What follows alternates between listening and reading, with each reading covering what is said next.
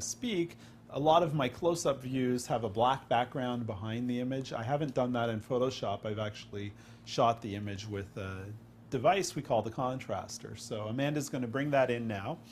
And if you can put in the retractors, Melissa. And we're going to lift her upper lip up pretty high and open wide, and lift up again. This is common when you ask the patient to open wide, their lip goes down, so you have to concentrate on both areas. And then the contraster, which is just a little black background, goes in place. It's a little steel black background. And now I'm going to come in and take the image at the +1 exposure compensation. I think that'll be good, but we might have to go to a little bit higher. Here it is.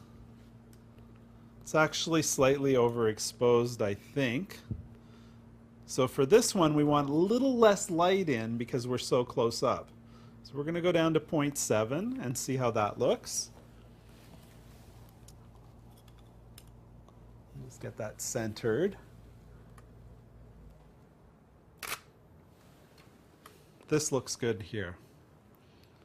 If you look at the histogram, the black here, the highlight here in the far left is the black background.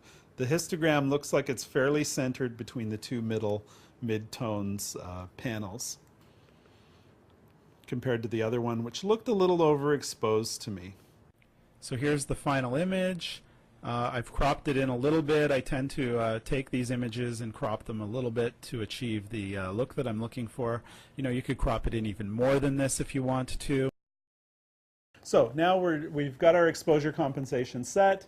I'm just going to do the lateral close-up views where we'll focus on the lateral incisors. That looks good to me. And we'll come over here and do this one.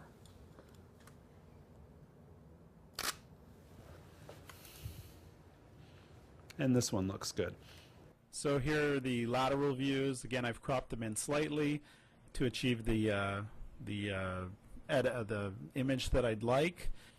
And then the booklet also shows you some examples of some of the images that I think are the more difficult images, as well as the f-stops and basic setup that I use to take these images.